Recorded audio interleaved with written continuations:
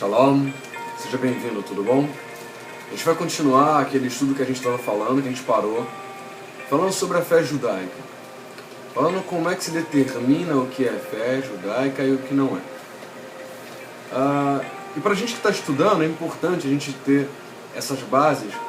É óbvio que tem as suas discussões, os seus motivos pelo Talmud, é lógico, Rambam, ele também traz isso, Rabbi Moshe ben Maimon, mas a gente precisa, no caso que a gente está começando, muitas pessoas elas estavam sentindo a necessidade de pautar isso na Bíblia. Então a gente pegou o Tanar e aí selecionou de onde a gente poderia encontrar esses conceitos da fé judaica. Então vamos lá. Vamos rever aqui o que a gente está estudando. A gente começou estudando o primeiro princípio da fé judaica. A gente estendeu isso em 2 vídeos. Eu achei que daria pelo menos uns 3 vídeos o primeiro estudo do primeiro princípio da fé judaica, mas ele acabou estendendo um pouquinho mais. Vamos lá.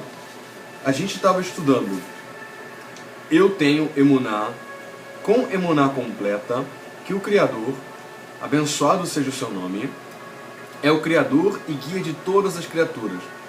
Ele, apenas Ele, criou, cria e criará todas as coisas. Por que Rambam colocou esses princípios? Algumas outras culturas, outros povos e outras religiões contestaram bastante esse conceito, porque ele contraria muitos dogmas impostos por algumas crenças.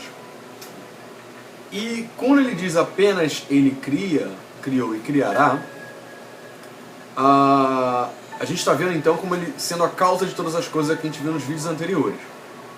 E hoje, então assim, é sempre bom a gente rever os outros vídeos, porque eles são base para o que a gente vai entender futuramente. Então caso você crie alguma dúvida, pode ser que você tenha deixado passar alguma coisa do vídeo anterior. Então esse negócio de cria, criou e criará, do verbo bará e boré, a gente viu isso nos vídeos anteriores. Então dê uma olhadinha novamente com calma para poder pensar, refletir, duvidar, né, e se questionar sobre esses conceitos. Lembrando que, sem dúvidas, não há novas respostas. Então, repense sobre aquilo que a gente já viu. Hoje a gente acabou separando esses estudos digamos, em portões. Tá? Então, o primeiro portal já foi, e agora a gente está no segundo ponto. E a gente leu já no último vídeo esse passuco aqui, Isaías, no passuco 42, no capítulo 42, no verso 5, tá? E diz assim, que Ha'el Hashem, Boré, Hashamayim Venotahem. Então vamos lá, diz, assim diz o El, Hashem, que cria os céus e os desenrolou, e estendeu a terra, e do que dela procede, que dá a Neshama para o povo que nela está, e Ruach aos que andam sobre ela. Alguns termos não foram traduzidos, foram usados no original hebraico, porque é preciso a gente entender o conceito linguístico e cultural no qual a Bíblia foi escrita. Então existem 2 vídeos que eu quero dizer para vocês. Um vídeo meu chamado Tetagrama, que você vai entender um pouquinho sobre ele. Só você digitar meu nome e Tetagrama no YouTube que você vai encontrar esse vídeo, tá? O Tetagrama que eu digo aí para você encontrar mais fácil Y-H-W-H, tá bom? Vamos lá, chamado Yud-Hei com Vav-Hei. Então, tem um outro vídeo agora chamado O que é o Espírito Santo, também você pode pesquisar com o meu nome, que vai te mostrar o que é Ruach, quem é o Eterno e etc. No caso da Neshama eu ainda não fiz vídeo, mas pretendo fazer em breve. Mas se a gente for ver, por exemplo, algumas músicas, acho que eu já falei isso num vídeo, não me lembro qual agora, mas que, por exemplo, tem um cântico muito famoso judaico, mas também está na Torá, está em Êxodos, diz o seguinte, Shabbat Vainafash, o sábado, ele retoma o vigor, mas seria, na verdade, retomar a vida, ou retomar fôlego, ou retomar a alma, né? Então, assim, essas são as traduções que geralmente se usa. Então a gente começa a compreender que, na verdade, a nefesh, a nafash, ela é também entendida como a vida, né? Como vigor e etc. Ok? Vamos continuar aqui? Beleza. Nesse passuco também, Yeshaya Anavi, vemos o mesmo verbo, porém, a variação boré. O criar, ou cria, aqui está em um nível muito elevado, pois inclui um homem na sua criação. Falando do Vav, a gente vai explicar um pouquinho aqui. Enquanto o passuco citado anteriormente traz simplesmente bará, veja o vídeo anterior para poder compreender o que a gente está falando. Este traz o mesmo termo, porém, com uma leve diferença. Além de estar com uma letra a mais, fala diretamente de Hashamayim, dos céus. Essa letra a mais é o Vav, que tem o valor gemátrio interpretativo de 6, que nas escrituras, em especial em Bereshit, Gênesis, tem uma ligação direta com o homem, por conta da relação da criação do homem que foi no 6º dia. Tá? Não sei se você conhece Gemátria, tá? Se você conhece, tudo bem, mas se você não conhece, na Bíblia hebraica antiga não existia números, e cada letra tem uma equivalência com um número no alfabeto hebraico. É a mesma coisa que acontece mais ou menos com os algarismos romanos, né? Os algarismos que a gente tem hoje são os algarismos arábicos, hoje que a gente usa, né? Que eram indianos, que são conhecidos como algarismos arábicos. Mas na antiguidade, muitos povos usavam o seu alfabeto para poder usar como valores numéricos. E essas equivalências bíblicas, elas servem como interpretação. 7 é um número muito importante na Bíblia, 12, 18 e etc. Então, só para você ter uma introdução aí, depois você pode estudar com mais calma sobre esse assunto, tá? Ok. Pergunta Yaakov. Rosh Yaakov. O primeiro bará para o segundo boré, qual a diferença? O segundo traz a participação do homem durante a criação, não direta, pois antes vem o beit, que significa casa ou universo. A gente não vai dar para estudar todos esses conceitos, mas é importante que você saiba que o bet, ele tem o formato do universo, tá? A letra bet no hebraico tem o formato do universo. Mesma coisa que a letra C, né, no português. Só para a gente entender que ele é meio, digamos, ele é quase uma meia-lua. Beleza, vamos continuar. Significa casa, mas aqui também remete a Bereshit, ou seja, a obra da criação. Nesse caso, Hashamayim, os céus, foram criados com o propósito de estar o homem fazendo dele a sua casa. Ou seja, o homem faz do universo a sua casa. Constantemente vemos a Gemara, a literatura judaica, usar Shamayim como eufemismo para referir-se ao sagrado. Usamos constantemente Lechem Shamayim, né? A gente traduz como uma boa intenção.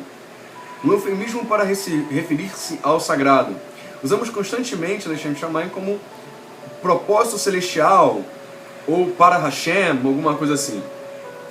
Isso significa que a participação do homem nessa criação tem um papel secundário, ou seja, ele não é a causa, mas Hashem, o sagrado, é a causa. Entretanto, é para que o homem saiba que o propósito dos céus, ou a expansão celestial, foi feita para abrigar o homem para que seja a sua casa.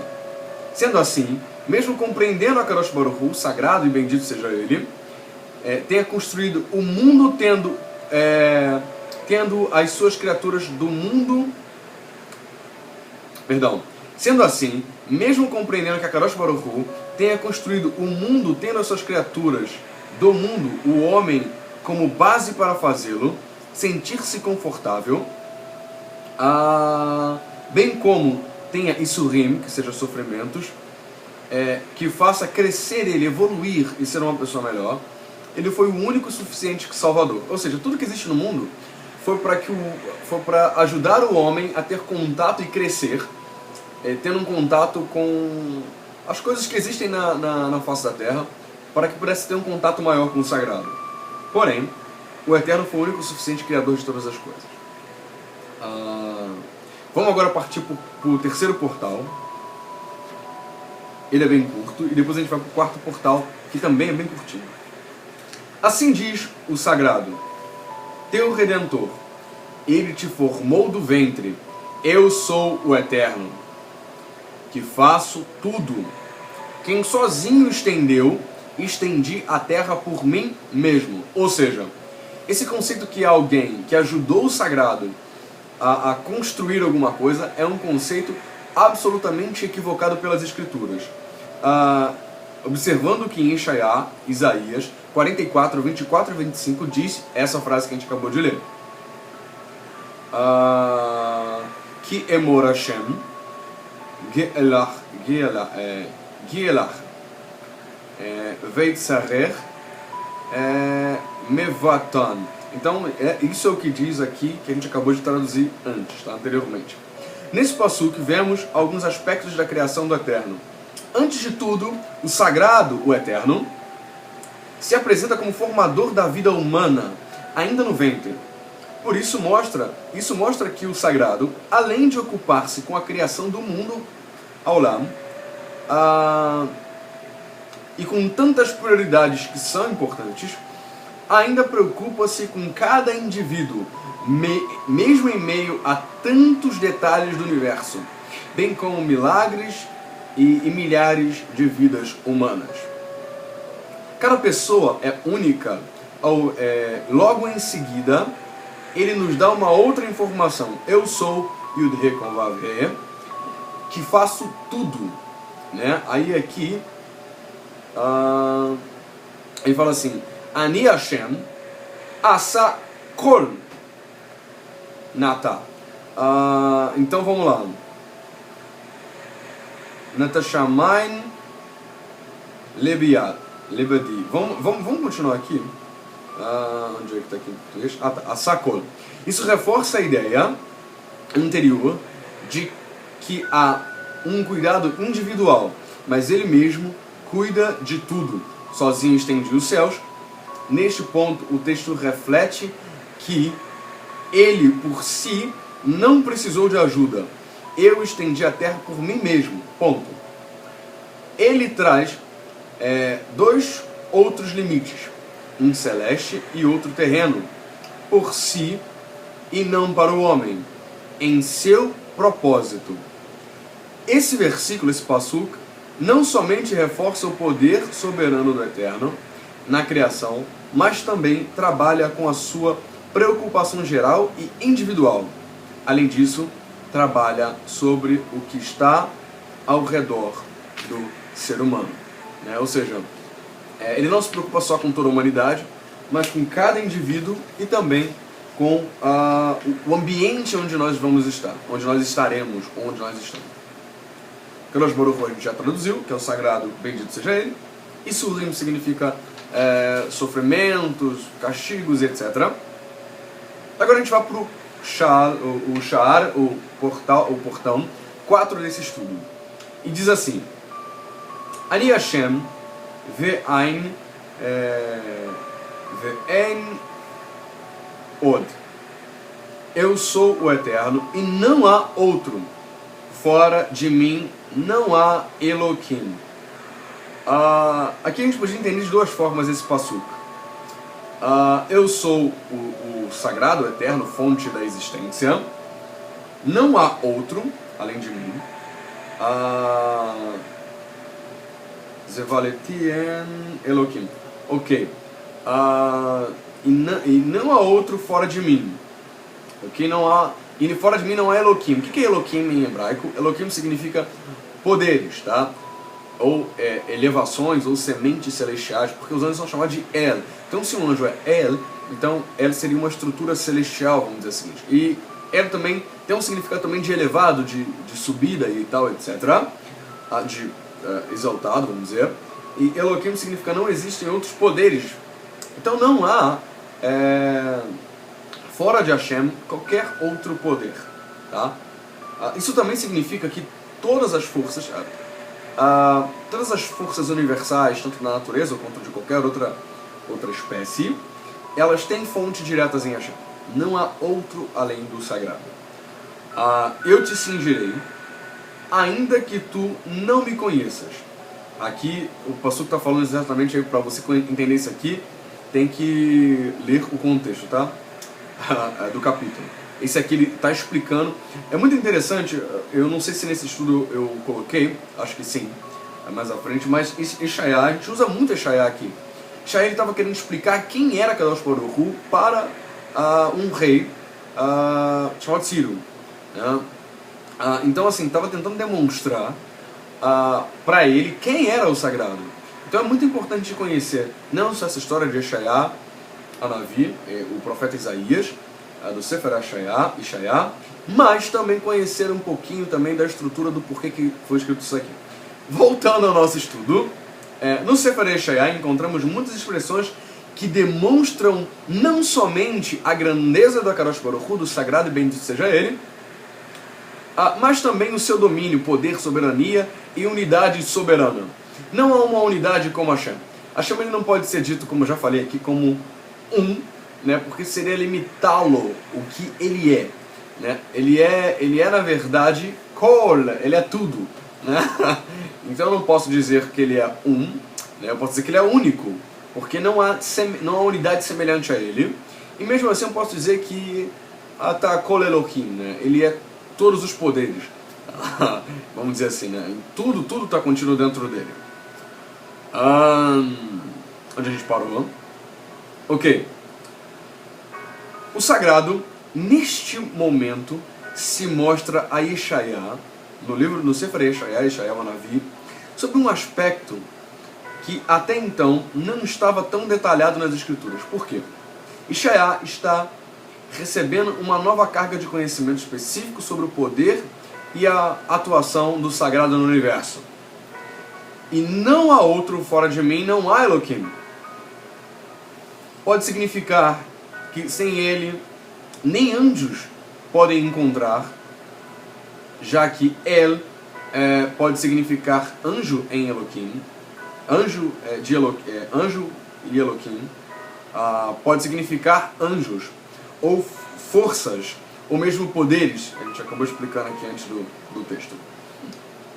O que aqui pode casar com o contexto. No final do Pasuk, algo surpreendente nos é revelado. Ainda que tu não me conheças. A palavra usada aqui para conhecer é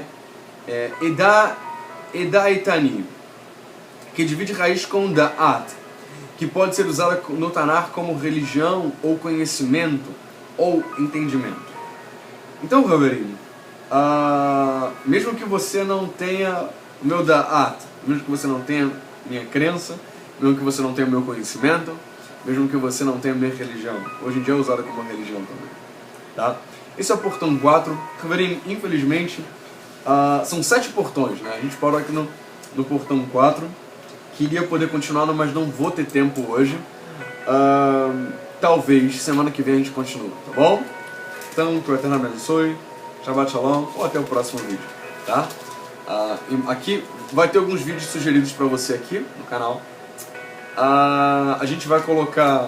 Você pode se inscrever lá no nosso canal, que vai ter outros conhecimentos como esse. Tem uma série, por enquanto esse é o 3º vídeo. Vamos ter, provavelmente...